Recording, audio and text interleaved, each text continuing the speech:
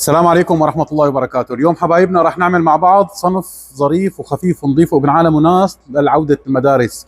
اقتصادي وسهل وسريع التحضير لأولادنا إذا حابين نعطيهم بتيفوراية أو تعتبره بسكوتة على المدارس. تفضلوا معنا لنتابع معكم بالمقادير وطريقة التحضير. إخواني، بالنسبة للمكونات ممكن هون عندي استعمل زبدة، ممكن زيت، ممكن نص زبدة نص زيت، كل الخيارات واردة.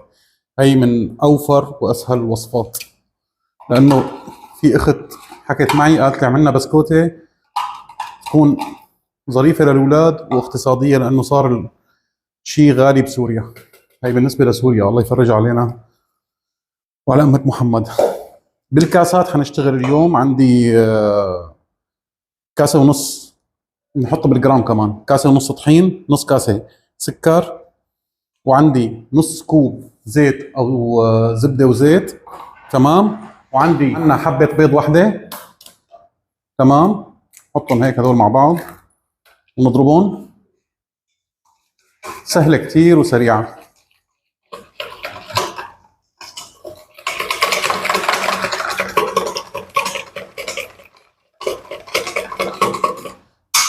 هلا ما عندي شغل بهذا المضرب. هون عندي الطحين، خلي الكاكاو على جنب، كاسة ونص طحين. وعندي فانيليا بودرة أو سائلة، بيكنج بودر، ظرف بظرف، حطينا هون على جنب بنقلبهم.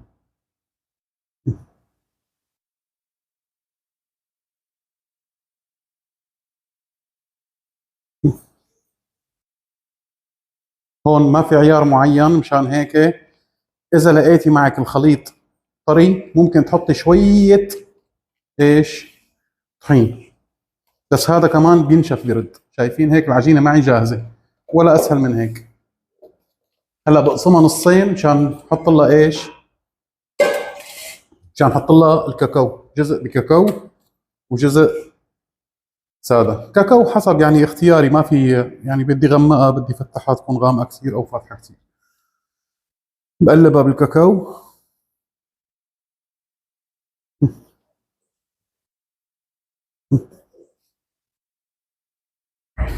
هيك عندي صار جاهزه عجينتين، وحده كاكاو ووحده ساده. مثل ما قلت لكم، اذا حسيتوا انه العجينه طريه شوي ممكن تزيدوا عليها شويه طحين. بنحطها بالبراد ترتاح شغله ربع ساعه، بنكون جهزنا صينيه ما بندهنها بشيء، بنحط لها ورقه زبده الافضل ونشتغل عليها. شايفين حبايبنا هيك جاهزين، نحن بردوا امورنا بخير. بنحط قدامنا سكر خشن وبنمسك العجينه، بنقطع كور متساويه.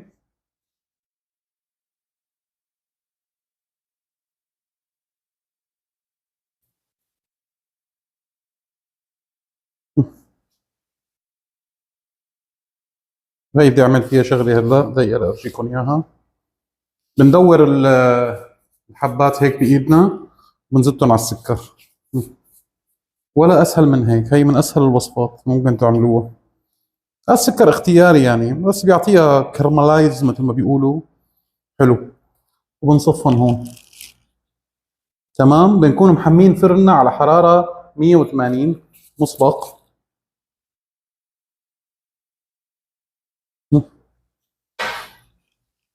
بالبيت بتحطيه على الرف الوسط.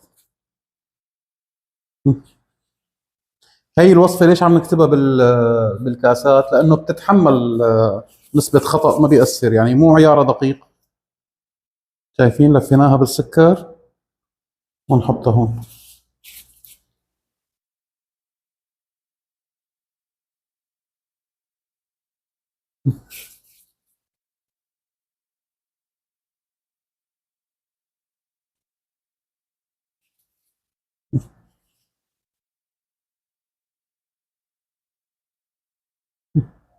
هلا بنرجع بنعدل شكلهم كمان. هي عندي الكاكاو نفس الشيء، قطعة، ممكن أصابع، ممكن هيك، ممكن تعملوها تمدوها بشكل بسكوتة. هذا شيء اختياري، هدول قد هدول.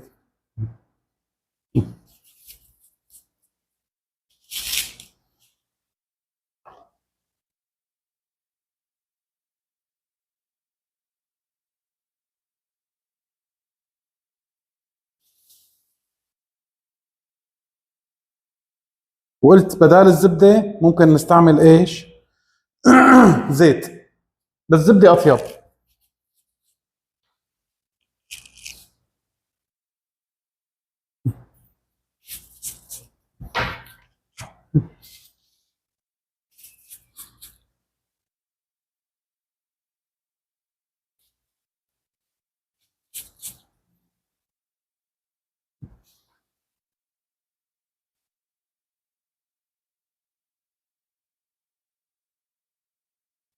ناخذ حبه ثانيه.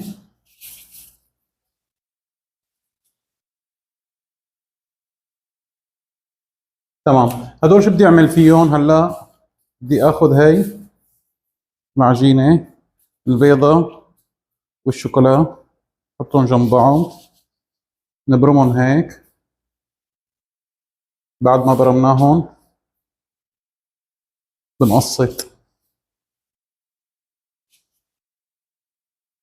بعد ما برمناهم هيك بنلفهم، بيطلع شكلها مثل تبع السوق، يعني اللي بتكون مشكل. بنصفها.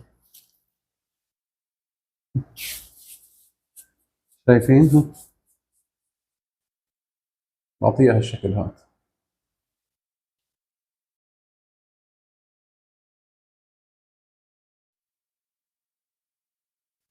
هيك تمام، نحن جاهزين لحتى نكمل الديكور تبعهم.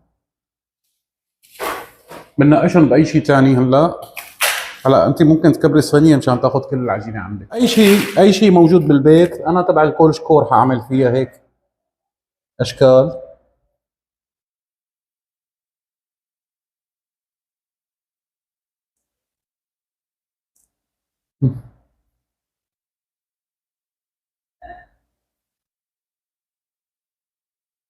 هجرب اعمل شكل كمان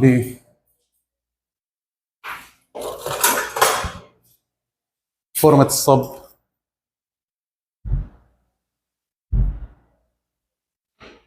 او شوكة، بالبيت في شوكة، نستعمل شوكة. نعمل شوي بهاي.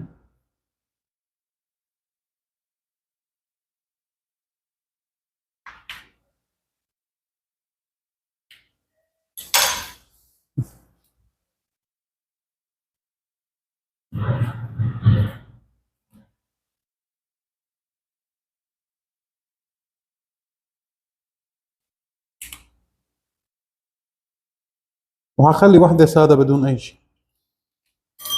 وهيك بتركهم يرتاحوا شوي، وبناخذهم على الفرن على حرارة 180، يقعدوا لهم تقريبا 12 دقيقة، بنشوف النتيجة بعدين. هيك حبايبنا بعد ما خبزناهم، شوفوا لي المنظر ما احلاه. بنقول لهم لاطفالنا الصغار عودة حميدة الى المدارس. تمام. فينا نعمل منهم اشكال، يعني حبينا. انا هي الشقفة اللي زادت عملت منها اصابع، عملت منها هي، عملنا منها الدائرية، يعني اشكال الوان يا ريان. وهي الشكلة هيك، وهي اللي عملناها بالفورمة. عجينة مقرمشة وطعمتها والله ولا احلى من هيك. نشوفهم صحن التقديم.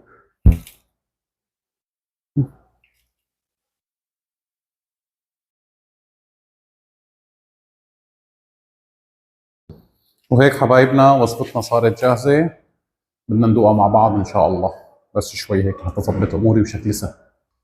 وهيك حبايبنا ابو عبده عم يصورني من خلف الكواليس. الله يعطيك العافيه يا ابو عبده وعزبك معنا، مشان نقول لكم انه خلصت وصار وقت فقره حفزني بدون ما تجاكرني. بسم الله الرحمن الرحيم. شوفوا لي التفريغه من جوا، ناعمه وخفيفه، وان شاء الله اولادكم حيحبوها. هي وصفتنا كانت لليوم، ان شاء الله تكون نالت اعجابكم ورضاكم. سريعه، اسرع وصفه ممكن، او يعني بسكوته ممكن تسوى بالتاريخ. كان معكم باخر هذا الفيديو شيف فراس مطبخ حلويات شاميه. اكيد حبايبنا لا تنسونا من دعائكم، والدعاء لست الوالده والوالد كل مريض، والضغط على زر الجرس والاشتراك بالقناه ليوصلكم كل جديد. مهم جدا الاشتراك والجرس والشغلات هي، ومشاركه الفيديو، قلنا لكم مشان دعم القناه. سلام.